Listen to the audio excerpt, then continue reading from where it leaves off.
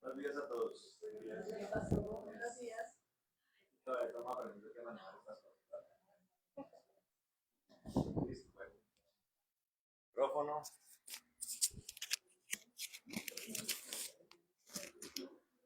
Bueno, vamos a la palabra, amén. Vamos a orar un momento. Vamos a orar un momento, mi hermano amado. Y entramos en materia, amén. Bueno, Padre poderoso, en el nombre de Jesús de Nazaret. Nosotros venimos delante de tu presencia, Señor, agradecidos por el día de hoy, Señor, por tu amor, por tu misericordia, Dios. Señor, una vez más, el sol ha salido, Señor, tu amor ha venido por nosotros, Dios, y hay un propósito, Señor, maravilloso. Muchos hoy no amanecieron vivos, Señor, no, pero hoy estamos acá, Señor, y nos has dado una oportunidad más, Señor. Gracias. Sabemos que tienes un plan con nosotros, Señor. Sabemos que el plan general es la salvación, por eso venimos, pero también sabemos que tienes un propósito con nosotros en la tierra, Señor. Gracias, Dios, por este tiempo donde podemos alabarte, Señor, donde podemos orar y venir, Señor, gozosos al lugar de reunión para encontrarnos contigo, Señor. En el nombre de Jesucristo hoy te alabamos, Dios, y te bendecimos en esta hora y te damos gracias, Dios, por esta oportunidad que nos das. Y pedimos, Señor, que traigas consuelo, Señor, traigas una palabra preciosa para nosotros, Dios, en el nombre de Jesús, y que sea de edificación, de liberación para nosotros, Dios, de fortalecimiento, de sanidad, Señor, en el nombre de Jesucristo. Señor, de esperanza, una palabra de esperanza en tiempos difíciles, trae esperanza a tu pueblo, Señor, en el nombre de Jesucristo de Nazaret. Te bendecimos y te alabamos, Señor, por el poder que reposan y por el poder que habita en ti, Señor. Nosotros queremos solamente lo tuyo, lo diáfano, queremos lo que viene de ti realmente, lo que hoy el Padre tiene para nosotros. Nos despojamos de nuestro criterio, de nuestros conceptos y nos presentamos para escuchar lo que viene de ti, Señor, y pedimos que esa palabra, como está escrito, cumpla el propósito para el cual la envías, en el nombre de Jesús, para tu gloria y para tu honra, Señor. Atamos todo espíritu de error, de confusión, y lo echamos al abismo en el nombre de Jesucristo de Nazaret, para tu gloria y para tu honra, Señor. Oramos. Amén y amén. Bueno, buenos días a todos, amén. ¿Contentos o no? Porque dejó de llover o no, o se tiene más lluvia. Más lluvia. Y no cayó demasiada, hermano. 3 meses casi, como 4 meses de lluvia. Noviembre, hoy de noviembre está lloviendo. Noviembre, diciembre, enero, arrancó el año, llueva. Bueno, pero es que el año pasado fue muy seco. Bendito sea el Señor. Vamos entonces a la palabra. Me alegra que usted esté hoy acá. Busque ahí en su Biblia la carta de Pablo a los Filipenses. Amén. Carta del apóstol Pablo a los Filipenses. ¿A quién le gusta la palabra del Señor? Amén. A mí me gusta la palabra del Señor. Capítulo 2. Pero tomo un sorbito de agua y ya arrancamos.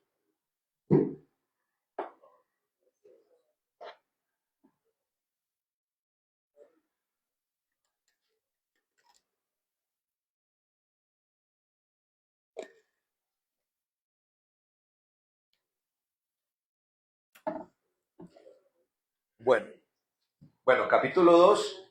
Ubiquémonos en el versículo 9. Amén. 2:9. Dice, versículo 9. Vamos a leer el nombre del Padre, del Hijo y del Espíritu Santo. Amén. Por lo cual Dios también le exaltó hasta lo sumo y le dio un nombre que es sobre todo nombre, para que en el nombre de Jesús se doble toda rodilla de los que están en los cielos y en la tierra y debajo de la tierra, y toda lengua confiese que Jesucristo es el Señor, para gloria de Dios Padre. Amén. Vamos a llamar la enseñanza del día de hoy, para los que anotan, se va a llamar el valor del nombre de Jesús. Amén. El valor del nombre de Jesús. Bueno, Dios nos regala esta palabra el día de hoy, porque como hemos hablado en los últimos cultos, tenemos un reto y una esperanza simultáneamente. ¿Amén? ¿Cuál es el reto? Prepararnos. Dígale que está al lado, prepararnos. ¿Amén? Prepararnos. El reto es prepararnos. El apóstol Pablo, como lo miramos hace 8 días, ¿fue hace 8 días? ¿O el viernes? ¿Fue hace 8 días? ¿O hace 15 días? Bueno, él hablaba de una carrera, ¿cierto?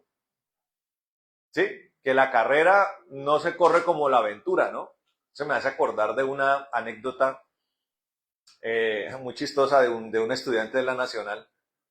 Allá en Bogotá hacen la media maratón de Bogotá, ¿cierto? Media maratón más o menos son 21 kilómetros. Para usted correr 21 kilómetros tiene que prepararse, ¿sí o no? Por supuesto que tiene que prepararse. Media maratón es algo complicado. Y no solamente prepararse adecuándose usted para poder correr, por lo menos terminar la carrera, sino también para saberla correr. Entonces, ese hombre allá, ese muchacho, se para allá en la línea de partida y cuando dan la salida, el hombre sale como un loco, corriendo. Era el primero. Durante más o menos 1 kilómetro fue el primero. Pero después del kilómetro se empezó a cansar. Pudo recorrer tal vez unos 4 o 5 kilómetros más y no pudo más. Ahí quedó, tuvo que salirse, vómito, ¿sí? Eso es lo que dice el apóstol Pablo. Las carreras, sobre todo estas carreras de fondo, porque las carreras de velocidad se corren ¿cómo? 100 metros es el más rápido, el que salga más rápido, el que remate más rápido gana, ¿cierto? El que tenga la mejor condición física. Pero las carreras de fondo tienen que correrse no a la aventura, sino de manera metódica, progresiva, inteligente, ¿sí? Conservando las fuerzas, administrando las fuerzas para poder terminar la carrera, ¿cierto? Para poder terminar la carrera. Entonces el apóstol Pablo dice, no a la aventura, y para recibir una corona como incorruptible. Los deportistas que reciben una medalla, ¿cierto? Y un premio en dinero. Pero nosotros recibimos una corona incorruptible, ¿cierto? O sea, nada puede corromperla. Hecha por Dios. Un premio, ¿sí? Una recompensa dada por Dios. Eso es lo que nosotros recibimos cuando corremos la carrera correctamente. Entonces, hemos hablado insistentemente en que para esa carrera tenemos que prepararnos, ¿cierto? Entonces, tenemos que prepararnos, pero también hay una esperanza, hermano, que dice, y lo hemos recordado en estos últimos cultos, de que la iglesia que se le va a presentar a Cristo para cuando Él vuelva es una iglesia la mejor de todas. La más excelente, el más excelente pueblo de toda la historia para Dios se le va a presentar al Señor cuando venga. Amén. Ahora, evidentemente, usted y yo tenemos que cerciorarnos de que estemos dentro de ese cuerpo que se le va a presentar al Señor. Amén. Ahora,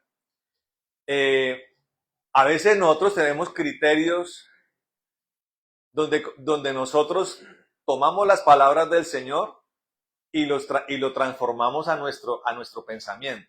¿Está visto lo que hace el prisma con la luz? ¿Qué hace el prisma con la luz?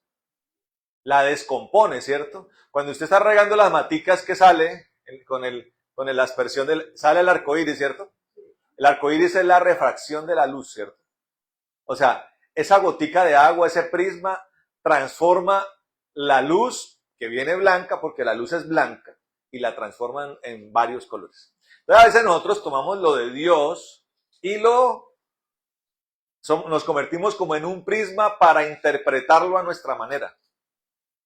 Cuando el Señor Jesús vino a la tierra, quienes estaban, mejor dicho, segurísimos, súper recontra segurísimos de que eran el pueblo de Dios, de que eran los escogidos, de que eran los elegidos, de que eran los que tenían contentos a Dios y que estaban haciendo la inmensísima y perfecta voluntad de Dios. ¿Quiénes eran esos? Los judíos, ¿cierto? Cuando el apóstol Pablo perseguía como verdugo a los judíos, ¿el que creía? Perdón, a los cristianos, el que creía. Estaba haciendo la voluntad perfecta, él se sentía orgulloso. ¿Cómo le sirvo a Dios? ¿Qué tipazos nosotros? Decían ellos, ¿cierto? Y claro, nosotros podemos mirar eso como un referente histórico, pero hoy pasa mucho con mucho pastor y mucho cristiano. Y nos paramos en los altares y les decimos a la gente cuán mal está. Pero lo hacemos conforme a nuestro criterio. Entonces, desde hace tiempo, en mi corazón retumba ese título de esa predicación, el valor del nombre de Jesús. Y en ese sentido, el Señor fue un revolucionario, hermano. Él no fue revolucionario como Barrabás, ni como Simón el Celote, ¿cierto? Que eran de armas tomar, eran hombres de violencia, eran hombres que estaban dispuestos a desarticular todo el sistema, como los bolcheviques en 1917, o como Mao Zedong, eran hombres dispuestos a sacrificar vidas. La revolución cultural de Mao Zedong era borrar todo lo que anterior había tenido China en cultura, en pensamiento, en economía, y si eso significaba matar millones de personas, no importa, las revoluciones son eso. Y Simón el Celote estaba dispuesto a despellejar al que fuera con tal de tomarse el poder que tenían los romanos. Y Barrabás igual, el que fue escogido en vez del Señor igual, pero el Señor fue un revolucionario verdadero.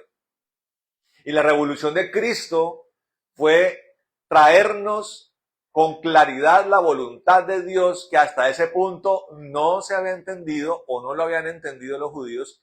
Y hoy en día, a pesar de que Él ya murió y resucitó, a veces tenemos vendas y tenemos obstáculos que impiden que veamos la realidad del amor de Dios. Amén. Y el Señor vino, hermano, ¿y a quién se le acercó? Prostitutas, publicanos, pecadores.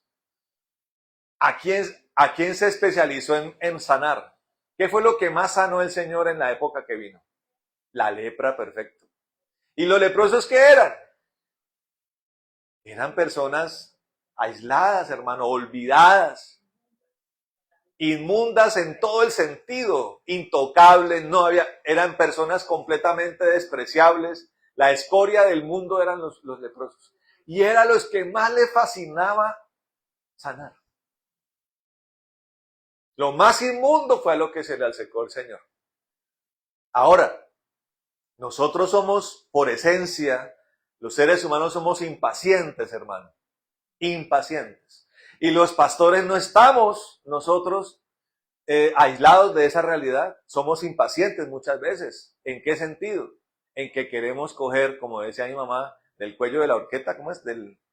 Buena cosa, hay una frase, era el cuello de la horqueta, una vaina así, de la lengua a la gente para que la gente se convierta, no a lo que el Señor quiere, en el momento, en la medida que el Señor quiere, y a la velocidad que el Señor quiere, sino a como nosotros queremos. Entonces, muchas veces puede ser una paciencia bien intencional. Puede ser que sea producto de que nos afanamos porque la gente esté en el nivel correcto. Pero cuando le imprimimos nosotros la velocidad del hombre, usted va por la carretera, ¿cierto? Mire que hay solamente 2 personas que me han hecho a mí asustar, estando yo dependiendo de la manejada de ellos. Una buceta en Bogotá, por toda la Boyacá hace muchos años, que de verdad era la demencia andante.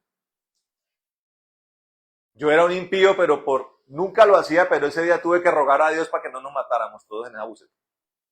Era una cosa demencial. Y el otro fue un chofer de un bus, de esos de Comotor, hermano, que se echó sin doble calzada del terminal de Bogotá, el Salitre, hasta el peaje de Neiva, 3 horas y cuarto, hermano. Salió a las 11 de la noche. A las 11 de la noche le estaba registrando que salía del terminal del Salitre, y a las 2 y cuarto estaba pagando el peaje de entrada a Neiva. Hermano, el que iba despierto se le murieron las lombrices, las amebas se aniquilaron. Y yo creo que si alguien tenía cáncer, se le fue el cáncer, hermano. Seguro. Un demente completo. Uno creía que el tipo iba a ir de cabeza contra el boquerón, hermano. Contra el río, ¿cómo se llama? El río Sumapaz. Bendito sea Dios que tuvo misericordia de nosotros. Esas 2 veces. Entonces muchas veces nosotros nos convertimos como líderes, siervos, pastores, en esos conductores de bus, hermano. Y tratamos de llevar todos a una velocidad, hermano, vertiginosa. Y hay veces que ni siquiera nosotros mismos los siervos estamos preparados para soportar, hermano. Hablamos de que tenemos que ser como Pablo, y como Elías, y como Isaías, y hablamos de que ustedes tienen que ser como ellos. Y nosotros vamos al nivel de Elías. Yo me pongo a pensar en eso, hermano. Pues, ¿quién era Elías? Estamos hablando de generales de Dios descollantes, hermano. Isaías, Ezequiel, Eliseo, sí, Daniel. Hombres de Dios impresionantes. Ojalá llegara uno a ser como uno de ellos. O el apóstol Pablo, imagínense. A mi concepto, el más tremendo apóstol de todos. ¿Sí? Ahora, Pablo, hermano, profundo como solo él, se esmeraba porque el cristiano tomara los principios y escuchara la voz y el mandamiento de Dios. Pero también era consciente, hermano, de que cada quien va a su ritmo, hermano. Hay niños, hay adolescentes, ¿no? Van a su ritmo. Ahora, mire lo impresionante de la obra de Dios. Cuando usted lee el libro de Efesios, está diciendo que con paciencia esperemos a nuestros hermanos débiles en la fe hasta que todos alcancemos la medida del varón perfecto. Usted puede ser, hermano, el atleta más preparado, hermano. Pero si detrás tiene un hermano que no tiene la misma condición física, la palabra de Dios me dice, espéralo a que pasen los dos juntos la meta. Eso está diciendo la palabra. Espera a que pasen todos juntos la meta. Ahora, si somos impacientes, pasamos la meta, nos subimos allá en el podio, recibimos la medalla y por allá nuestro hermano está dando la segunda vuelta, hermano. Y nos vamos y celebramos y nuestro hermano, ¿qué? Esto es un reto, hermano. Y es un reto que me late a mí, que tiene que ver con el amor. El amor de llevar a la persona en su ritmo, hermano. Ahora, obviamente, teniendo el discernimiento de si ese ritmo está lento por causa de él, de su pereza espiritual, o si es sencillamente que no tiene la envergadura de otro hermano o la envergadura de uno. Uno tiene que tener discernimiento. Y en ese discernimiento aplicamos el amor, amén. Voy a poner un ejemplo. ¿Qué tanta Biblia tiene que leer el pastor Mauricio?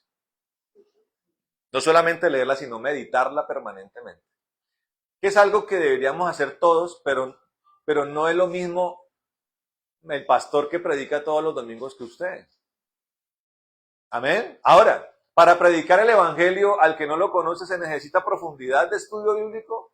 No. No se necesita eso. No se necesita eso.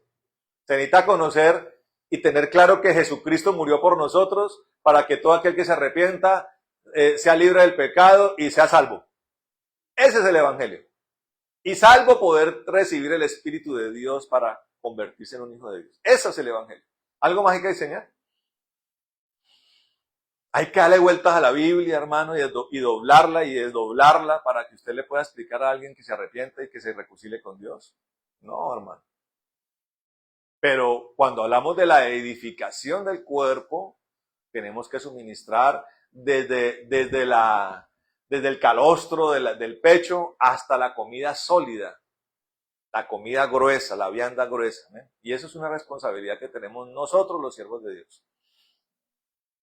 Amén, saber quién toma puchita, saber quién come compota, saber quién come crema de auyama, saber quién come filete de carne.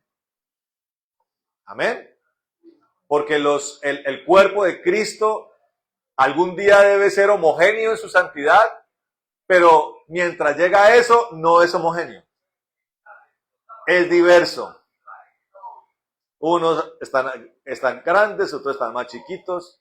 Es diverso el pueblo de Dios y tenemos que saber llevar al pueblo diverso. Que en parte la comparación puede ser con el pedagogo, ¿no? ¿Quiénes aquí han sido profesores? ¿Y todo el alumno va al mismo ritmo? No. Y usted tiene que tener la sagacidad y la astucia para llevar a todos. ¿Y hay más inteligentes unos que otros? Sí. Pero usted tiene que saber, la pedagogía en gran parte es eso, saber llevar a cada quien a su ritmo y hacer todo lo posible para que hasta el más lento pase la meta. ¿No es así? ¿O es chévere ver que la gente pierde años o semestres? ¿Usted como profesor le gusta eso? Lo disfruta. Se rajaron, la mitad del salón se rajó. ¿Le gusta eso? A mí no me gusta. Ahora, ya está el vago, hermano, que el contumaz que no le hace caso a nadie, que no hace una sola tarea. Uno dice, pues hermano, ¿qué más puede uno hacer? No quiere estudiar, ¿no? Existe ese. Pero uno nota que hay muchos que tienen dificultades, ¿amén? Dificultades.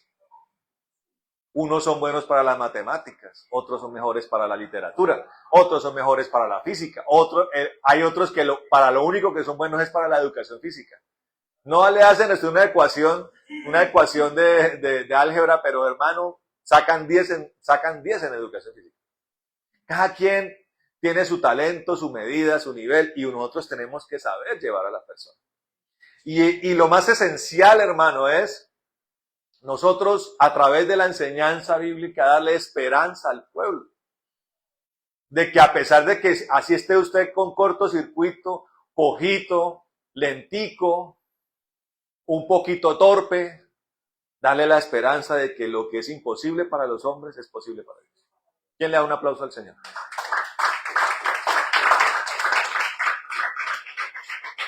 Y es ahí, hermano, donde el nombre de Jesucristo entra y adquiere un valor inmenso, hermano. Ilimitado. ¿Cómo, hijo? Se paró. Listo. Pone a veces un poquito retrecherita la cámara. De pronto dice así y quiso de pronto que se parara. Bueno, ahí donde quiere el nombre de Cristo adquiere un valor, amén. Miremos otra vez ese pasaje con el que arrancamos, amén. Miremoslo otra vez. Entonces dice acá el apóstol Pablo, ¿cómo no? Dice, pero vamos a leerlo desde más atrás para que entendamos de dónde proviene ese peso de gloria que tiene y de autoridad que tiene el nombre de Jesús. Y de respaldo. Dígale que está al lado, respaldo, dígale. Mire acá. Vamos a leerlo desde el versículo 1, amén, para entenderlo mejor. Dice, versículo 1 del capítulo 2, dice, por tanto, si hay alguna consolación, dígale que está al lado, consolación. Si hay alguna consolación en Cristo, si algún consuelo de amor, si alguna comunión del Espíritu, si algún afecto entrañable, si alguna misericordia, completad mi gozo, sintiendo lo mismo, teniendo el mismo amor, unánime, sintiendo una misma cosa. Mire que eso respalda lo que yo he venido hablando, ¿no? Tenemos un reto de amor, de misericordia, de compasión. ¿Qué siente el Señor por nosotros? Compasión, misericordia, ¿cierto? ¿Qué tan profunda es la misericordia y la compasión? Ahora, nosotros podemos tener puntos de vista y hasta de pronto podemos tomar pasajes bíblicos y respaldar ese punto de vista. La palabra dice en Proverbios que al hijo hay que castigarlo, ¿sí o no? Con vara, ¿cierto? Dice que con vara. Y el que corrige a su hijo con vara asegura un buen ser humano en el futuro, ¿cierto? Eso es lo que dice Proverbios. Pero entonces, no quiero yo desvirtuar la vara porque yo he visto el resultado de la vara. Pero me pongo a pensar en la compasión y la gracia y la misericordia. Le digo una cosa, póngale cuidado a esto. Y ahí empezamos a entender el valor del nombre de Jesús. ¿Qué es el valor de Jesús? El valor del nombre es el valor del poseedor del nombre. Amén. Con mis hijos, por ejemplo, han hecho algo que amerita vara. Y yo me pongo a pensar, ¿qué hago? Yo me voy por allá y digo, ¿qué hago? saco la vara, la cañita esa que tengo por ahí, y me pongo a meditar. Y muchas veces, no siempre, hay veces la vara, tiene uno que salir con la vara y propinársela. A veces Dios dice, vaya, colóquele la vara en la nalga. Pero a veces Dios me dice, ¿y cómo soy yo contigo? Me dijo el Señor. Así me habla el Señor, ¿cómo soy yo contigo? Cuando muchas veces has merecido la vara, yo he llegado con mi amor, dice el Señor. Yo he llegado con mi compasión. Y le digo una cosa, y la compasión en muchos momentos ha podido más que la vara. Ahora, cualquiera puede decir, pero es que la vara es amor, es correcto. Pero, hermano, hay algo en la compasión de Dios que lo derrite a uno, hermano. Y que lo lleva a uno a entender el Dios misericordioso que tiene. Y en esa misericordia yo replanteo lo que estoy haciendo mal. Porque es ahí donde entendemos el amor irresistible, amén. Irresistible de Dios. Ahora, aquí el apóstol Pablo me habla de compasión, de misericordia, amén. Me está hablando de consolación, me está dando términos bien fuertes acerca del amor. Y dice en el versículo 2, completad mi gozo, dice, sintiendo lo mismo, teniendo el mismo amor, unánimes, sintiendo una misma cosa. Nada hagáis por contienda o por vanagloria, dice el versículo 3. Antes bien, con humildad, dígale a que está al lado, humildad, estimando cada uno a los demás como superiores a él mismo. Miren lo que nos habla. Yo le hago una pregunta, ¿es el apóstol Pablo o es Jesús el que está hablando aquí? Es Jesucristo. Mira al que está al lado, míralo, al que está al lado suyo. Y la palabra me dice que tengo que contemplar a mi prójimo, a mi hermano, como superior a mí. Esa es la humildad, como mejor que yo. Si comparamos inteligencias, la humildad me lleva a yo considerarlo a usted más inteligente que yo. Más hábil que yo. Más capaz que yo. Eso es la humildad, hermano. Ahora, a la hora de evaluar si eso es verdad o no, el que lo hace es Dios, porque Él es el que conoce nuestra medida, nuestro corazón y nuestros pensamientos. Pero nosotros tenemos que ser humildes, amén. Y el apóstol Pablo lo recalca en consolación, en misericordia, amén, en amor, en paciencia, en bálsamo. El evangelio tiene que ser un bálsamo, hermano. ¿Usted qué prefiere? ¿Pasar por la paila donde le echan el aceite sobre la cabeza o pasar por el mortero? Cualquiera puede decir, es mejor, el mortero me machaca, el mortero me muele. Y nosotros los pastores hablamos mucho del alfarero y de que tenemos que ser quebrados para hacer. Todo eso es cierto, hermano. Pero la herramienta más poderosa para quebrantarme, para molerme, para transformarme, se llama el amor y la misericordia, hermano. Porque era como si el Señor hubiera llegado a los pecadores, oiga, vengo a salvarlos, degenerados, miserables, ignominiosos, desgraciados, agradezcan que aquí vengo yo para redimirlos. Y hay que no se pongan pilas, miserables, porque entonces vendré no con el amor, sino con el fuego para consumirlos. Eso lo hizo el Señor. Yo le pregunto, hermano. A veces caemos en eso. ¿Cierto que hemos caído en algún momento en esas características? Pero imagínese la potencia del amor del Señor, hermano.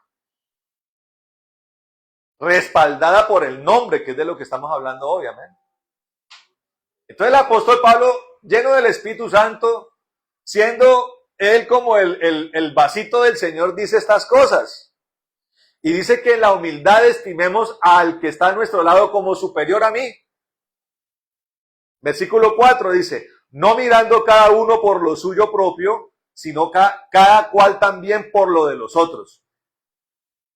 Haya pues en vosotros este sentir que hubo también en Cristo Jesús, el cual, miren esto, siendo en forma de Dios, no estimó al ser igual a Dios como cosa a que aferrarse, sino que se despojó a sí mismo, tomando forma de siervo, hecho semejante a los hombres. Y estando en la condición de hombre, se humilló a sí mismo, haciéndose obediente hasta la muerte y muerte de cruz, por lo cual Dios también le exaltó hasta lo sumo y le dio un nombre, oiga esto, que es sobre todo nombre, para que en el nombre de Jesús se doble toda rodilla de los que están en los cielos y en la tierra y debajo de la tierra, y toda lengua confiese que Jesucristo es el Señor, para gloria de Dios Padre. Amén. Voy a hacer pregunta acá para que usted la conteste allí en su mente, en su corazón. Antes de este suceso, que está hablando de la encarnación de Dios, de la obra en la que se hace hombre y muere por nosotros y padece por nosotros, antes de eso,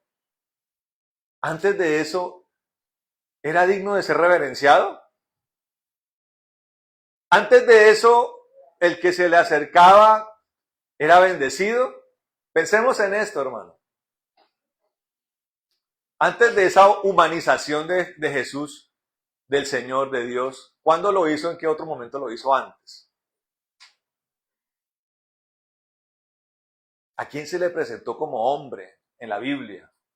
El Señor. Y comió como hombre con ese hombre. ¿A quién? A Abraham. Abraham, ¿cierto? Primero se le presenta como Dios en su gloria total, cuando le dice, bueno, Abraham, te he escogido a ti para que salgas de Ur de los Caldeos, y vengas a tomar una tierra que yo te mostraré y que yo te daré. Y dice Hebreos 11 que él le mostró para incentivarlo, para motivarlo, le mostró la Nueva Jerusalén, la ciudad cuyo fundamento es Dios, dice la palabra en Hebreos 11. Se le presenta como Dios. Así como un día, estando pastoreando ovejas, Moisés, ya 40 años después de que trató de cumplir el mandato de Dios por su fuerza, está pastoreando ovejitas y ve una zarza que arde y no se consume, ¿cierto? Y él le causó curiosidad eso. Y Dios se le presenta ahí a Moisés y hay un momento en que él le dice, ¿y cómo te llamas? Y cuando vaya a donde Faraón, ¿de parte de quién llego a donde Faraón? El Señor le dice, dile que yo soy el que soy. No le dio un nombre. Le dijo, ahora, eso puede ser un nombre. Yo soy. El yo soy es un nombre de Dios. Yo soy el que soy. Preséntate como yo soy el que soy. Y el yo soy, antes de Moisés, se le ha presentado a Abraham. Cuando Abraham llega a la tierra de Canaán, ya no se le presenta en su gloria, sino que se le aparece como hombre. Al punto que lo que hacía Abraham era decirle a Sara, mija, ahí viene el Señor. ¿Y qué hacía Sara? Empezaba a preparar un alimento, banquete, ¿cierto? ¿Y qué hacía el Señor con Abraham? Comía.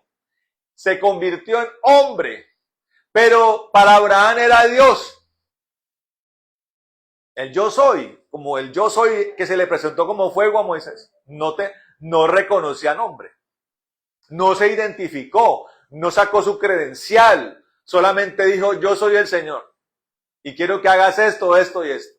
¿Y hubo respaldo para Abraham? Claro que sí, hubo promesa, se hizo un pacto con Abraham, un pacto de sangre con animal, y fue plenamente respaldado, confirmado en Moisés y confirmado en el desierto, y hasta el día de hoy ha sido confirmado para el pueblo de Israel, ¿cierto que sí? Pero un día ese Dios anunció que se iba nuevamente a ser hombre, pero ya a hacerlo bajo todas las características del ser humano. Cuando se le presentó a Abraham, ¿primero fue niño? No. Ahora, puede ser que con Abraham no se le haya presentado en cuerpo humano, pero se le presentó en cuerpo, como el cuerpo que vieron los apóstoles cuando él resucitó. Amén, que yo he explicado que lo espiritual también es tangible, pero es espiritual. ¿Y comió con los apóstoles? Sí. O sea, ese cuerpo espiritual puede comer. Pero cuando ya vino como hombre, como carne y hueso, vino desde el vientre de una mujer. O sea, se humilló a lo sumo, dice la palabra. No tuvo el ser Dios como algo a que aferrarse. Imagínense el grado de humillación para el gran Dios de convertirse en alguien como un fetico en el vientre de María. y tener que nacer, hermano, y aprender todas las cosas que un niño tiene que aprender.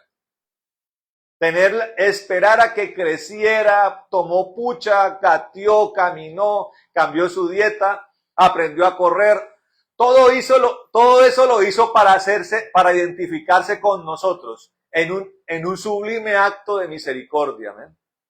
Porque el final de ese camino era la cruz del Calvario, donde iba a morir por usted y por mí. Y sufrió todo el vituperio, toda la humillación más extrema, la tortura más extrema la sufrió por usted y por mí. Amén. Y por eso dice la palabra que le fue dado un rótulo. Le fue dado un rótulo, ¿cierto? Que es un nombre que es sobre todo nombre. Ahora, cuando el profeta Isaías profetiza lo de Emanuel, creo que está en Isaías 7, recuerden que yo les dije que era una doble referencia, porque él estaba profetizando a un rey en ese momento. Y a ese rey le dijo, un rey que no podía tener hijos, le dijo, vas a tener un hijo y le vas a poner Emanuel. La palabra Emanuel se llama Dios con nosotros.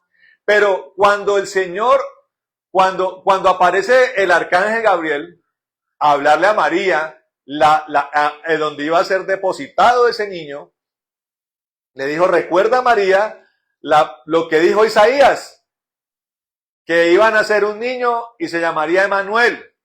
Emanuel era el nombre que se le dio siglos antes. Pero Gabriel le dijo, pero a ese niño se le pondrá por nombre, le llamarás Jesús. ¿Sabe qué es lo que significa la palabra Jesús? Significa el Mesías. Ahora, la palabra Mesías, la sola palabra Mesías es una palabra poderosa, hermano. ¿Qué es un Mesías? Es alguien que viene a liberar, pero no simplemente a liberar, porque muchas personas pueden entrar en ese rango de calificación, ¿cierto? Sino que cuando hablamos de Mesías, es alguien que viene a liberar a gran escala y que viene a liberar en todas las áreas en las que el ser humano pueda estar esclavizado. Y ningún ser humano en la historia de la humanidad ha logrado ni en parte ni totalmente liberar al hombre en todas las áreas. Hubo grandes hombres que hicieron cosas impresionantes por la humanidad, pero solo Cristo vino a salvar la humanidad en todos los ángulos posibles y en el más importante, a librarlo del infierno y de la muerte y del imperio de la muerte. ¿Quién dice amén? Y además a librarlo de la maldición, a librarlo de la enfermedad, a librarlo de la miseria. ¿Quién dice amén? A librarlo del yugo, de toda esclavitud vino el Señor. Por eso se llama Jesús, el Mesías, que en hebreo es el mismo nombre de Josué o Yeshua. Yeshua es el nombre que se le dio al líder, sucesor de Moisés, que tomó la tierra prometida. Pero era una forma de profetizar acerca del libertador que vendría un día y se llamaría Jesús.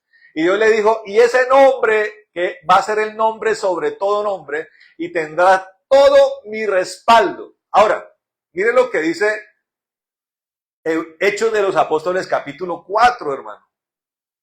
Vamos allá. Capítulo 4 de Hechos de los Apóstoles.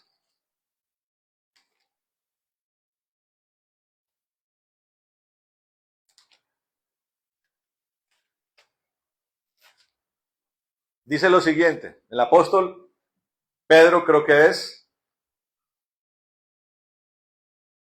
sí es Pedro el que está hablando allí.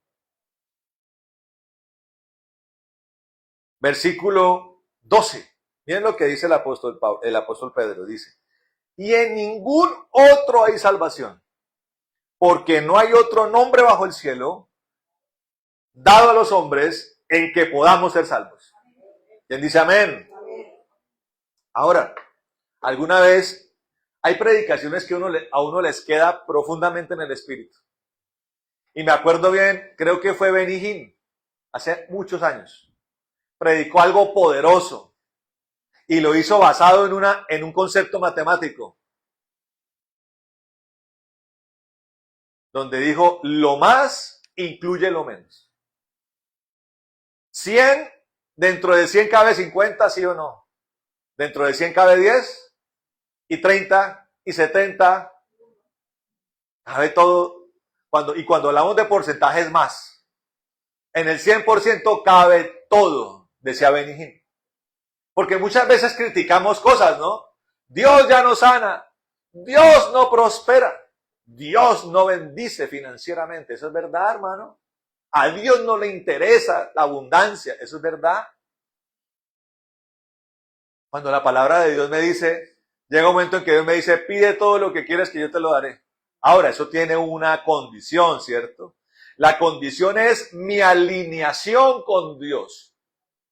Cuando estoy alineado con Dios, es cuando Cristo dice, pídeme todo lo que quieras que yo te lo doy. Mientras eso no esté alineado, Dios dice, no te lo puedo dar porque no estás alineado. Pero desde que yo esté sincronizado con Dios, Dios me dice, pídeme lo que quieras que yo te lo doy. ¿Por qué Cristo dice eso? Porque Él pagó el precio más alto. Él dio el 100% para todo, hermano. El sacrificio de Cristo fue dispuesto para que usted pueda recibir desde el perdón de pecados, que es la máxima dádiva de Dios, la principal, ¿cómo no? Claro que sí.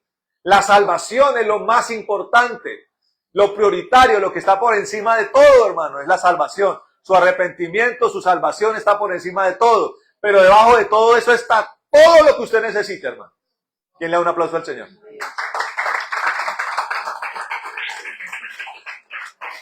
Ahora, cuando usted va, aquí quien ha pagado un full time o en un hotel o un todo incluido. ¿Alguien ha pagado eso? ¿Y qué le dan a usted cuando hay un todo incluido? Una credencial o una tiquetica o una tarjetica, ¿cierto? Con esa tarjeta abre la puerta del hotel. Con esa tarjeta, ahí viene la hora de los snacks, ¿no? Entonces dan sanduchitos y cosas ricas y usted va. Sí, y lo atienden. ¿Cómo lo atienden? ¿Cómo está? El cliente, hermano, es el rey. ¿Qué necesita? Tenemos frutas, tenemos sándwiches, tenemos viandas. ¿Qué quiere? Y a la hora del almuerzo hay un buffet y todo lo que usted quiera se lo puede comer. ¿Se está entendiendo? Y a la hora de la piscina puede entrar y al campo de golf y al jacuzzi. Chévere, ¿cierto? Chévere. Pues cuando hablamos, hermano, de que el Señor pagó el precio más alto para salvarnos y que debajo de eso nos dio todo, la credencial, hermano, que tenemos en nuestra mano, ¿sabe qué dice? Dice Jesucristo de Nazaret. Cuando el apóstol Pedro dice que el único nombre que damos para ser salvos es el nombre de Jesús. Ahora, cuando usted avanza, hermano, al capítulo 15 de Hechos, el famoso pasaje de Pablo con Silas en la cárcel,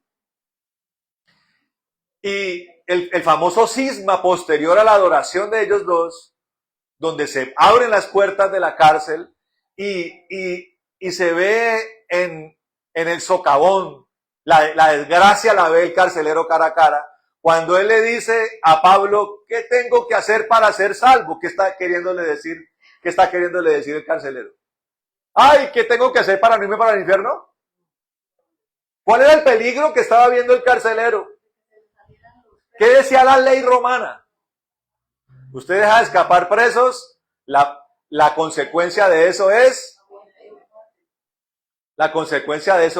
la muerte. Como que se descargó eso. El cosito va a quedar quieto. La muerte. Entonces el miedo que él tenía, ¿cuál era? Me van a matar. Y le dice a Pablo, en el cual ve algo poderoso. Le dice, él dice, ¿dónde están los presos? Le dice Pablo, tranquilo, amigo, aquí estamos todos. O sea, la gloria de Dios invadió el lugar. ve en Pablo algo especial. ¿Quién es este hombre? Algo tiene este hombre. Y le dice, usted que está aquí conmigo, o sea, lo que le está diciendo, ¿qué tengo que hacer para que no vengan mis jefes y me maten? Y Pablo le responde, cree en el Señor Jesucristo y serás salvo tú y tu casa, dice el apóstol Pablo, ¿cierto? Serás salvo tú y tu casa. Se lo dice en dos direcciones. Le está diciendo, si usted invoca el nombre de Jesús, va a librarse de esta. Y si usted invoca el nombre de Jesús, también puede ser librado del infierno, le está diciendo. Que era la doble dirección en la que el Señor hacía cada milagro y cada sanidad. A muchos les dijo, vete en paz, tu fe te ha salvado, dice. El nombre de Jesús, la autoridad de Cristo salvó al enfermo, ¿cierto? Pero ese mismo poder desatado le está diciendo al destinatario del poder que ese mismo poder también hizo algo superior a una sanidad, que fue para que todo el que lo invoque sea salvo del infierno. Cuando llegó el paralítico, ¿qué querían los amigos que hiciera el Señor con el cuadrapléjico? Levántanos a nuestro amigo.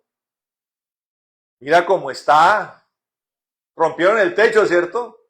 Allá en Séforis o Capernaum. Creo que era Capernaum. Rompen el techo. Imagínense el desespero y el amor que tenían esos hombres por su amigo. Y la fe.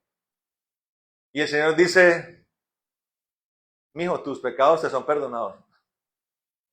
Todos se quedan viendo. Unos dicen, los judíos, fastidiosos ellos, ¿a quién se cree este que perdona pecados? ¿Ah? Miren cómo blasfema. Y los otros diciendo, pero lo que nosotros queríamos era que nos levantara nuestro amigo. Y al escuchar el Señor en el corazón de los judíos especialmente, dijo, sí, para que sepan que el Hijo del Hombre tiene potestad para perdonar pecados, levántate y anda, dice el Señor. Ahora, el nombre, en ese momento él no decía, levántate en el nombre de Jesús, simplemente decía, levántate, porque él estaba allí presente. Pero a nosotros nos ha sido dado el nombre para que todo aquel que invoque el nombre de Jesús, hermano, tenga un respaldo del reino de los cielos en todas las áreas posibles, hermano. Y aquí quiero enlazar con el comienzo de la predicación. A veces nos convertimos en verdugos, hermano, de la iglesia misma. Nos convertimos en un Pablo, pero en un Pablo antes, en un Saulo antes de ser el apóstol. Somos perseguidores, somos verdugos, claro, hermano, claro. ¿Usted cree que Pablo no perseguía a los cristianos con indignación? Porque él pensaba que eran pecadores blasfemos que estaban mal. Y a veces nos convertimos en verdugos que con un celo religioso queremos que todo el mundo esté, hermano, haciendo lo correcto, porque pensamos que están en la cornisa del infierno. Claro, la salvación se puede no adquirir y la salvación se puede perder, hermano. Pero cuando medito, hermano, en qué tan verdugo es el Señor en Apocalipsis hablándole a las iglesias, ¿a qué conclusión llego, hermano? Hasta a Sardis, hermano, que estaba desahuciada, porque era la que había muerto espiritualmente. Dios dijo, pero hay un remanente tuyo, Sardis, que no ha muerto. Y en vez de terminarla de destruir, lo que el Señor hizo es lo que hacen los paramédicos, ¿no? Cuando hay un ataque cardíaco, ¿qué lleva el paramédico en la ambulancia? Uno de los inventos más impresionantes de la medicina y de la rehabilitación y de la medicina de traumatología. El desfibrilador, ¿cierto? Imagínense que hayan inventado un aparato que puede, hermano, hacer latir un corazón que ya había dejado de latir. Y llegan esos tipos, abren el pecho de la persona ya muerta clínicamente y comienzan y el corazón de repente pum, pum, pum, pum. ¿Cuántas personas pueden hoy decir que están vivas por un desfibrilador? Entonces el Señor, en vez de darle el machetazo en la cabeza a Sardi, la peor de todas las iglesias, sacó su desfibrilador y dijo, voy a sacar de ti un remanente que todavía está vivo. ¡Bam! Dijo el Señor. Hermanos, si así es el Señor, nosotros que somos los siervos, ¿qué tenemos que hacer, hermano? ¿No dice el apóstol Pablo, tengamos compasión y misericordia? Es que, hermano, se ha metido una enseñanza en la Biblia, que yo le llamo el evangelio de la condenación. Y están perdidos. Y la única expectativa que tienen ustedes es que vengan el rayo de fuego y los consuma por degenerados. Y hoy mire cuál es la degeneración, hermano. La que supuestamente está el pueblo. ¿No tuvo misericordia Pablo aún de un pervertido en la iglesia? ¿Había que sanear la iglesia de Corinto, sí o no? Sí. ¿Qué pasaba con la iglesia de Corinto en ese momento? Había un muchacho que le dio por andar enamorando a la mujer del papá y fornicando con ella, adulterando con ella. ¿Estaba mal? Sí. Pero vino Pablo a acabar con todo el mundo. Dijo, a ese hombre se le dio la oportunidad.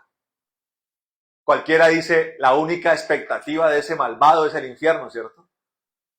Pero dice Pablo como último recurso, dice, lo he entregado en manos de Satanás, para sea que su cuerpo se pierda, pero su alma se salve. ¿Tuvo misericordia aún en eso tan terrible, Pablo? Ahora, yo hago una pregunta. Nosotros somos una iglesia pequeña, y como iglesia pequeña no tenemos problemas mayúsculos, ¿me entiendes? Hoy no tenemos un problema de adulterio o de división aquí notoria, ¿sí? Ni aquí hay adolescentes amancillados con sus novias, no, hermano. Pero en las iglesias más grandes tenemos esta serie de circunstancias, hermano, que tenemos que afrontar. Pero tenemos que hacerlo como Cristo, hermano. Amén. Lleno de compasión, lleno de misericordia. Claro, hablando claro el evangelio, hermano. Pero, hermano, meditemos en cómo lo hace el Señor, hermano. Y a cada iglesia de Apocalipsis, Dios le mostró sus virtudes, Dios le mostró sus defectos, y en cuanto a sus defectos, Jesús fue claro en la salida que tenía que tener. Yo no me puedo parar acá, hermano, todos los domingos a decirle a usted que usted está al borde de caerse en la caldera del infierno. ¿Y quiere que le diga por qué? Porque como mínimo, hermano, usted está aquí sentado creyendo que Jesucristo es el Salvador. ¿Quién le da un aplauso al Señor? Yo no estoy diciendo, hermano, que usted siga pecando. Ni estoy haciendo apología de la mediocridad, ni estoy predicando un evangelio diferente. Sino que estoy diciendo que sobre su cabeza y sobre su vida reposa un nombre sobre el cual la misericordia de Dios es desatada. Porque ha creído en aquel que lo padeció todo, en aquel que se humilló a lo sumo, en aquel que se despojó de su propia gloria para hacerse hombre y para morir por nosotros. Cuando hemos creído en eso, Dios dice ya de entrada, este me agrada, este tiene mi tono. Puede que no ore como Gigi Ávila, hermano. Que de hecho aquí ninguno ora como Gigi Ávila. Ni yo. Estoy lejos, hermano. Dice acaso orar como Gigi Ávila. Estoy lejos, hermano, de siquiera parecerme en mi vida al precio que tuvo que pagar Pablo. Y a veces digo, uy, Señor, gracias, porque yo le digo, eso es tremendo, hermano. Algún día, una vez, el pastor Eduardo Cañas llena la iglesia de manantial de vida eterna, todo mundo feliz. Lanza la pregunta y dice, ¿quién quiere un ministerio como el que Dios me dio? ¿Cuántos que levantaron la mano? Amén, la gran mayoría. Y el pastor Cañas dijo, ¿ah, sí? Entonces, tienen que pagar el precio que yo he tenido que pagar. Y ha sido muy alto. Desde pequeñito. Cañitas, el pastor Caña le tocó desde pequeñito sufrir los vituperios de los católicos y de ser un cristiano en un país católico, en su mayoría exacerbadamente católico. No le permitieron ni siquiera ni a él ni al papá enterrar a la hermana en el mismo cementerio de los demás. Les tocó abrir un hueco fuera del pueblo para enterrarla ahí. No lo permitieron los curas, hermano. Para que ahora esos curas digan que son cristianos y que son siervos de Dios. Pare ahí. Pare ahí, porque no todo el que diga Señor, Señor entrará en el reino de Dios. Es el que de verdad cree en Jesucristo como único mediador. Miren lo que dice la palabra. Porque ahí está. Porque la palabra, ellos podrán decir que es el Señor, pero ¿creen que es el único mediador? Para ellos es más importante su reina del cielo. La piedra angular de esa estructura religiosa no es Cristo. Es la reina del cielo. No es María. María le tocó creer en Jesús. A María le tocó también esperar en el aposento alto para recibir el Espíritu de Dios. ¿Cierto que sí? ¿Y está en el cielo allá? ¿En un lugar honroso? Claro que sí. Pero el único mediador es Cristo, hermano. Solamente el que reconoce que Cristo es el único mediador, sobre él, hermano, reposa el respaldo del nombre de Jesús. Si usted cree de verdad que es el único mediador, el día que usted invoque el nombre de Cristo, sin importar las circunstancias, vendrá Dios a salvarlo de la situación. ¿Quién dice amén? Que le da un aplauso al Señor, hermano. En su aflicción, en su necesidad, en su tribulación, en el momento doloroso, en la enfermedad, en el momento menesteroso, viene el Señor. Si usted cree que es el único mediador, si usted cree que es el que nos lleva al cielo y Él vino a morir por nosotros, entonces el reino de los cielos, por invocar el nombre de Jesús, vendrá a su favor. ¿Quién dice amén? Eso tiene peso, hermano. Y me acuerdo cuando el pastor Antonio decía, hermano, cuando le hablaba a los solteros, a la hora, hermano, de conseguir una novia, una esposa, es preferible la más novata de las cristianas que la más buena de las mundanas, hermano. ¿Y por qué, Toñito? Porque ella ha creído en el Hijo de Dios, hermano. Y el reino de los cielos se ha empezado a movilizar a favor de ella. No se movilizó a favor de la adúltera cuando creyó que era el Señor. ¿Y se le quitó allí rápidamente todo lo que era ella? No. Recién venía con la sábana envuelta, venía de su fechoría. Pero como creyó en el Hijo de Dios, el reino de los cielos se movilizó a favor de ella, hermano. No hubo una palabra condenatoria del Señor. ¿Dónde están los que te condenan? Dice. Se fueron, Señor. Ni yo te condeno. Vete. Eso sí le dijo, no peques más. Algunos dicen que esa se convirtió en María Magdalena. Si la peor ramera se convirtió en María Magdalena, digo, hermano, no perdamos la esperanza. En aquel que todavía está así. No perdamos la esperanza, hermano. No perdamos la esperanza. Estamos leyendo el libro de George Mueller. Yo conocía la historia de George Mueller siendo ya el director de esos orfanatos en Inglaterra, donde les tocaba orar, hermano, para que todos los días viniera carbón y comida para sostener a esos huérfanos y todos los suplementos.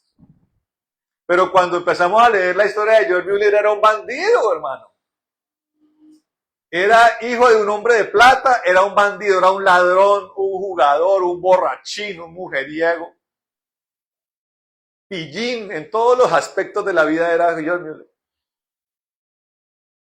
Y aún empezó a estudiar teología, no por amor a Cristo, sino porque quería ser un pastor de plata. Pero en ese proceso, hermano, y persiguiendo a una mundanita que estaba en la iglesia, quedó enganchado por Jesús, hermano. La mundanita se fue, pero él quedó enganchado a Cristo, hermano. Y convirtió al peor pillín en George Mueller, hermano. Que le da un aplauso al Señor, hermano. Yo le hago una pregunta. ¿Usted cree que en esos preparativos para ser pastor ¿No lo juzgaron mal? ¿No hubo pastores que perdieron la esperanza con él? No, este bandido no se pudo con él. Me resigno. Claro, pero Dios no, hermano. Ahora, miren esto. Miren el nivel de fe automático. Un día él le tiene que ir a decir al papá que ya no iba a ser pastor de platica, sino que iba a ser misionero, dice el libro. Y el papá lo deshereda. Y él dice, papá, estoy de acuerdo con eso, yo no puedo recibir más, yo ya te he dado mucho dolor de cabeza, a partir de ahora no voy a recibir un solo peso de ti. Y cierra la puerta y sale a la casa donde él vivía y dice, y ahora me quedé sin nada, dijo George Mueller. Dice el libro de su biografía que él se arrodilló esa noche y dijo, Señor, yo no sé qué vas a hacer tú, Señor, pero yo creo que lo vas a hacer. No hizo una oración de 2 horas ni de toda una noche. Dice la historia que él se arrodilló por un momento y dijo, Señor, yo tengo la plena convicción en el nombre de Jesús que tú me vas a proveer todo lo que yo necesito, dice. Y se sentó otra vez a estudiar y que al rato sonó la puerta. Sí, era uno de los directores allá del seminario de teología. George, ¿cierto? George Mueller. Sí. Ahorita que tengo aquí 4 estudiantes ingleses que necesitan aprender alemán. ¿Será que tú me puedes ser el tutor de ellos?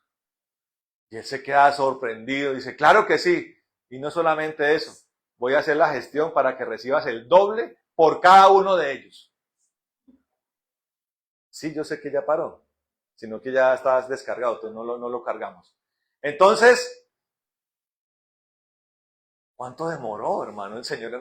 Entonces, imagínense, desde ese instante, por eso fue que se convirtió en un hombre que cada vez que oraba, hermano, en el nombre de Jesús, sabía que la provisión iba a llegar. ¿Qué pasó? Bueno, al momento, es que una hora no es nada. ¿Se está viendo a Dios, hermano? ¿Estamos entendiendo el respaldo del Señor? Entonces yo le traigo una palabra de esperanza, hermano. Porque usted invoca el nombre de Cristo o no, o invoca el nombre de Siddhartha Gautama, o así se llamaba Buda, ¿no? Oh, Siddhartha, no, Siddhartha está muerto, hermano. Y Mahoma también. Y todos los papas habidos y por haber están muertos, hermano, y no me atrevo a decir en los demás. Y todos esos santos a los que le prenden velones están muertos, hermano. Pero el único vivo es Cristo. El único nombre que usted invoca y es salvo y es redimido en todas las áreas de su vida es Jesús. Y por solo creer en Él, es por eso es que viene la gracia de Cristo sobre su vida. La gracia del reino, el beneplácito del Padre viene sobre su vida. ¿Quién dice amén? Invoque el nombre de Jesús. Dígale que está al lado, hermano, invoque el nombre de Cristo. Está enfermo, invoque el nombre de Cristo. Está en prueba, invoque el nombre de Cristo. Va por la vida, invoque el nombre de Cristo. Hermano, pues en el nombre de Cristo pida que se abran las puertas. En el nombre de Cristo pida que venga la provisión. Amén. Y en el nombre de Cristo haga la voluntad del Señor. ¿Quién dice amén? Ahí está el respaldo del nombre de Jesús. Tiene mucho poder, hermano, ese nombre. No hay puerta que se le resista, hermano. No hay muralla que se oponga. No hay ejército que le pueda hacer frente, hermano.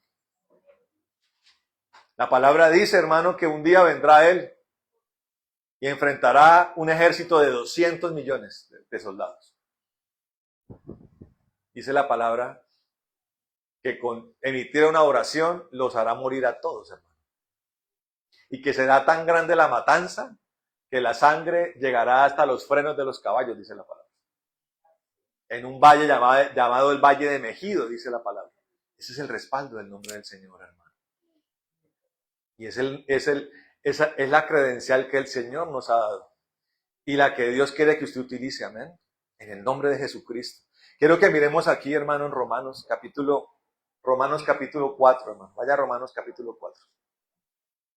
Romanos capítulo 4, hermano. Volvemos con Abraham, pero ya he mencionado en Romanos. Versículo, voy a tomar un momentico agüita, ya seguimos. Ubíquese en Romanos 4:14, ¿vale?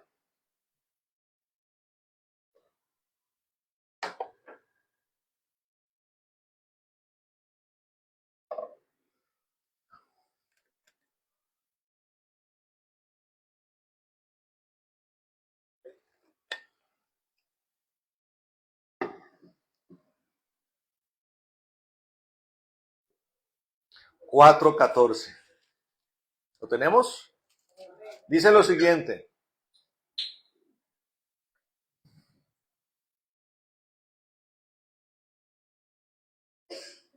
Dice,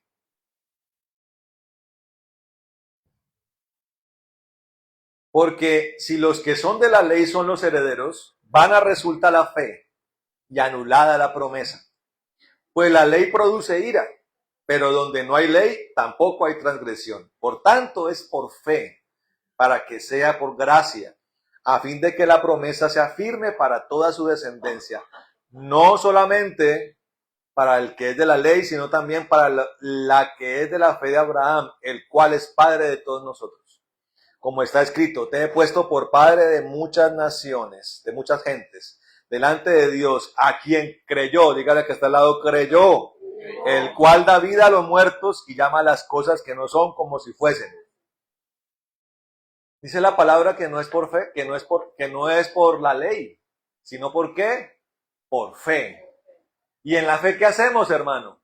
Invocamos el nombre de Jesús. Abraham creyó, ¿cierto? Pero no había nombre todavía allí. Era Dios. Era el Señor. Le decía el Adonai, lo llamaba Abraham. Pero a nosotros nos fue dado un nombre. ¿Tiene fe? Invoque el nombre de Jesús. Amén. ¿Quiénes llegan al cielo? Los que invocan su nombre. Los que se hacen amigos del nombre. Amén. Las promesas de Abraham están allí. Si invocamos, ¿cuál? El nombre de Jesús. Si invocamos el nombre de Jesús, hermano, Dios nos hace padres de muchas gentes, hermano. Dios nos hace patriarcas y puntas de lanza, hermano. Y primicias de cosas poderosas, hermano. ¿Quién dice amén? Amén. Mire lo que dice, hermano. Romanos 8. Ahí más adelantico, versículo 34. 8:34, hermano. Dice lo siguiente. ¿Quién es el que condenará? Cristo es el que murió. Más aún, el que también resucitó, el que además está a la diestra de Dios, el que también intercede por nosotros. ¿Quién dice amén? Cuando usted, mire lo que pasa en el mundo espiritual, cuando usted invoca el nombre de Cristo con fe, con la fe verdadera, entendiendo que Él es el único en el que podemos ser salvos, entendiendo que Él es el Mesías. Cuando usted invoca el nombre de Jesús, ¿sabe quién se pone en marcha en el reino de los cielos? Cristo. Cristo dice, mira, Señor, ¿a quién está hablando Cristo allá? ¿Al lado de quién está? Del Padre. Mira, fulanito de tal está invocando mi nombre, Padre. Padre, te pido en el nombre de Jesús que lo respalde, Señor. Está necesitado allá, está invocando mi nombre. Y el Padre, cuando escucha que alguien está invocando el nombre de su más preciado tesoro, ¿qué hace el Padre? El Padre moviliza el reino de los cielos. ¿Quién dice amén, hermano?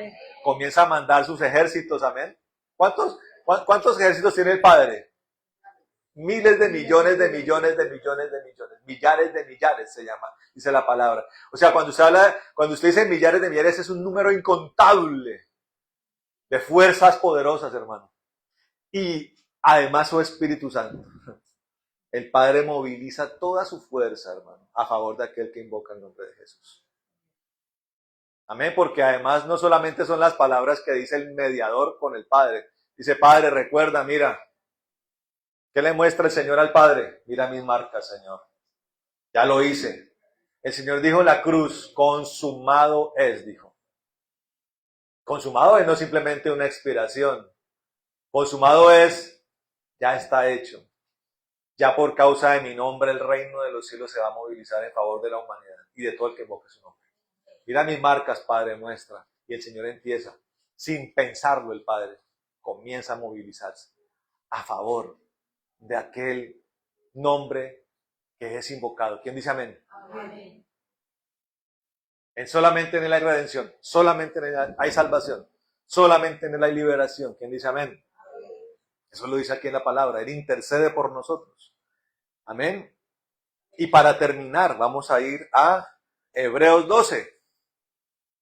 Hebreos 12, hermano. Versículo 1 al 3. Vamos a terminar allí.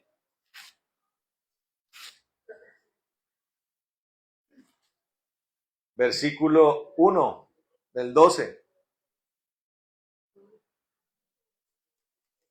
Dice lo siguiente. ¿Qué título de allí? Pues, ¿cómo se invoca el nombre de Cristo? Poniendo los ojos en Jesús. Por tanto, nosotros también, teniendo en derredor nuestro tan grande nube de testigos, despojémonos de todo peso y del pecado que nos asedia. Claro, la invocación del nombre de Jesús debe tener por elemento esencial el querer ser salvados de la muerte y del infierno. Y eso solamente se logra cuando invocamos el nombre de Cristo con el deseo profundo de ser transformados de pecadores a personas a la naturaleza y a la condición de Cristo. Amén. Invocamos el nombre de Cristo aborreciendo la maldad. Amén.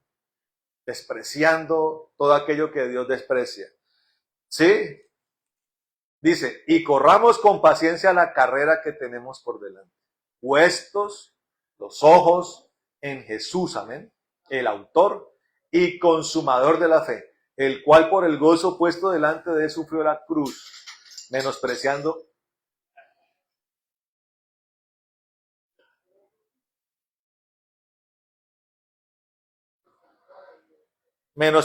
el oprobio y se sentó a la diestra del trono de Dios. Amén. Considerad aquel que sufrió tal contradicción de pecadores contra sí mismo, para que vuestro ánimo no se canse hasta desmayar. ¿Sí ve que está para consolar, hermano? La predicación, el resaltar el nombre de Cristo es para que usted reciba consuelo. Estamos hablando del reposo, ¿no? Y el reposo no puede venir sin una palabra esperanzadora del Señor. No se canse hasta desmayar. Ponga los ojos en Cristo e invoque su nombre, que vendrá el reino de los cielos a respaldarlo. Amén. ¿Quién dice amén? Vamos a orar, mi hermano amado. Vamos a orar. Póngase usted de pie, mi hermano. Comienza ya a hablarle al Señor. Amén.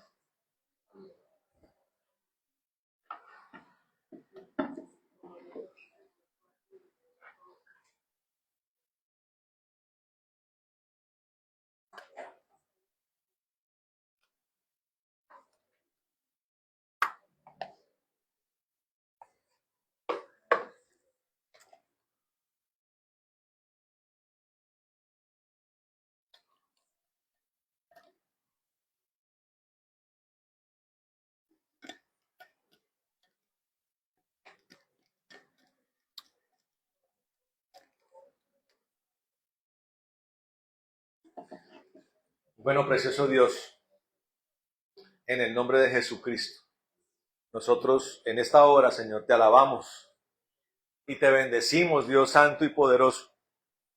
Gracias por tu palabra, Padre bendito. Ahora mismo, Dios, nosotros nos presentamos delante de ti, Señor. Agradecidos por tu palabra, Dios. Palabra de ánimo, palabra de esperanza, Señor, para no desfallar, Señor, para no desfallecer, para no rendirnos, Señor, gracias, para levantarnos en nuestro espíritu, Señor, en nuestra fuerza, Dios. Bendito sea el nombre de Jesús, Dios, respaldado. El respaldo, el endoso de ese nombre es el sacrificio supremo, Señor, maravilloso, en la cruz del Calvario. Es la derrota, Señor, de la muerte. Allí en la cruz fue vencida la muerte, fue vencido el pecado, fue vencida la maldición, Señor. Allí está el respaldo. Y hoy invocamos el nombre de Jesús de Nazaret en este momento, Señor. Lo invocamos, Dios, para que el reino de los cielos se mueva, Señor, en este momento a favor de nosotros, en el nombre de Jesús. Que la gracia tuya, Dios, el beneplácito tuyo, el favor poderoso, ilimitado, el favor imperante venga a nosotros en esta hora, Señor. Y levantes a este pueblo, Señor, que persevera, que con paciencia recorre la carrera, Señor, que necesita seguir siendo transformado. Señor, oramos para que en el nombre de Jesús, Señor, toda cadena, todo cepo, Señor, todo eslabón, Señor, todo grillete se rompa en el nombre de Jesús. Oramos, Señor, para que en el nombre de Jesús, invocando tu nombre, todo yugo se pudra en esta hora. En el nombre de Jesucristo, Señor, toda maldición, toda iniquidad se destruye en el nombre de Jesús de Nazaret. Invocamos, Señor, el nombre tuyo para que haya liberación, Señor.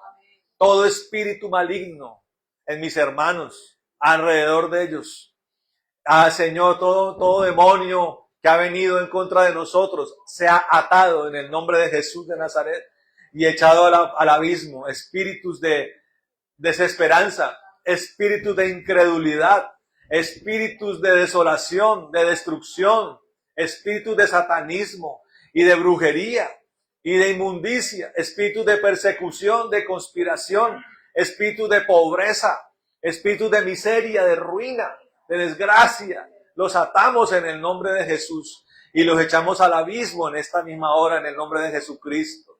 Al abismo se va todo esto, espíritus de muerte, espíritus de enfermedad, espíritus de destrucción, Señor, de conspiración, los atamos en el nombre de Jesús de Nazaret y lo echamos al abismo. Y en el nombre de Jesús, todo plan del enemigo, toda estructura bélica en contra de nosotros, toda oración contraria, todo conjuro, todo edicto en contra de nosotros se deshace en el nombre de Jesús. E invocamos el nombre, Señor, para la recomposición de nuestros cuerpos, para la sanidad de nuestras mentes, ahora mismo la sanidad de nuestros cuerpos, el restablecimiento de nuestras fuerzas, la sanidad de nuestros huesos, de nuestros órganos, Señor, de nuestros sistemas. Venga en el nombre de Jesús. En el nombre de Jesús invocamos, Señor, tu nombre ahora mismo para que se destruya toda amenaza de muerte en contra de nuestros cuerpos.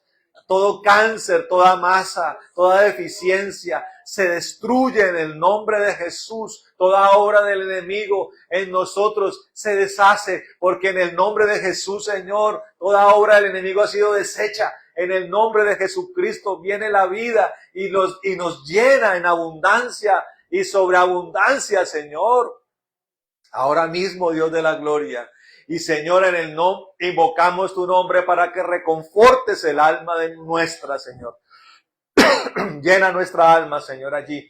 Llena. En el nombre de Jesús invocamos, Señor, para que venga el Espíritu Santo. Allí, hermano, reciba más del Espíritu en el nombre de Jesús. A esta hora reciba, levanta allí las manos y reciba en el nombre de Jesús. El Espíritu Santo está viniendo allí. Allí, mi hermano amado, reciba el poder de Dios allí sobre su vida. Y se ha llenado usted y la unción allí cale hasta los huesos, llene su alma en el nombre de Jesús, llene su redoma en el nombre de Jesús, potencie su espíritu, bendiga su corazón ahora mismo y bendita la casa, su casa y su descendencia. Invocamos el nombre de Jesús para bendecir sus hijos, porque allí dice la palabra que como Abraham fue padre de gentes y de naciones, usted es padre de gentes. Bendecimos su familia, bendecimos su descendencia, bendecimos sus hijos y invocamos el nombre de Jesús para que en todos los aspectos de su vida venga la salvación, para que todo aquel que crea, si usted ha creído en el nombre de Jesús, declaramos en esta hora que serán bendecidas y salva usted y toda su casa en el nombre de Jesucristo. Ahora mismo sus hijos, sus nietos son bendecidos ahora mismo en el nombre poderoso de Jesús, Señor. Y oramos, Dios, también para que seas abundante provisión. Invocamos el nombre de Cristo, Señor, para que llene los graneros, para que llene los lagares, los lugares de reserva, Señor, para que llene de vianda nuestras mesas. Señor, nuestras alacenas rebosen en el nombre de Jesucristo de Nazaret. Invocamos tu nombre para que reprendas el devorador de nuestras vidas y abra las ventanas de los cielos y venga la abundancia y la sobreabundancia ahora mismo en el nombre poderoso de Jesucristo. Gracias, Dios amado, en esta hora, Señor. Gracias, Señor. Gracias y por tanto, Señor, reconocemos también, Señor, que tú eres el sumo sacerdote, que tú medias delante del Padre para que cada vez que con fe, auténtica fe, invocamos en tu nombre, tú te paras frente al Padre y medias por nosotros y el reino de los cielos conspira a nuestro favor en el nombre de Jesucristo, Señor maravilloso. Gracias, Dios. Gracias, Señor. Declaramos en el nombre de Jesús que no en nuestras filas no hay justo desamparado, ni hijo de justo que mendigue pan. Invocamos el nombre de Jesucristo, maravilloso Dios, para que ninguna plaga, Señor, venga sobre nuestras vidas en el nombre de Jesucristo. Ninguna plaga puede tocar nuestra morada, ningún virus, ninguna bacteria puede prevalecer contra nosotros. Invocamos el nombre de Jesús para que en derredor nuestro, Señor, sean vencidos todos nuestros enemigos. Invocamos el nombre de Jesucristo para que tú adereces mesa delante de nuestros enemigos y en presencia de los que procuran nuestra angustia. En el nombre poderoso de Jesucristo. Ahora mismo, Dios de la gloria, lo pedimos, Señor, y bendigas a este pueblo y a todo aquel que está allí conectado y escuchando esta palabra. Tócalo con tu poder en esta hora, en el poderoso nombre de Jesucristo, Señor, para tu gloria, para tu alabanza, para tu exaltación, Señor, en el nombre de Jesús, Señor. Sellamos esta palabra en tu nombre. Espíritu de Dios, séllalo. Y esa palabra que quedó allí plasmada rinda un fruto poderoso al 30 por 1, al 60 por 1, al 100 por 1, para tu gloria y para tu honra, Señor, en el nombre de Jesucristo, Señor. Gracias, Dios, por este tiempo, Señor maravilloso. Y oramos, Dios, oramos como lo hizo Aarón, que tú nos bendigas y nos guardes. Haga resplandecer tu rostro sobre nosotros. Ten de nosotros misericordia, Señor. Alces tu rostro sobre nosotros y coloca en nosotros paz. En el nombre de Jesús. Y como lo hizo Jabes, que tú nos bendigas, que ensanche nuestro territorio, que tu mano esté con nosotros y nos libre de todo mal para que no nos dañe. En el poderoso nombre de Jesús, Señor. Gracias, Señor. Amén y amén, hermanos. Mis hermanos amados, Dios les bendiga, Dios les guarde en todo este tiempo. Amén. Un abrazo para todos. Bendiciones.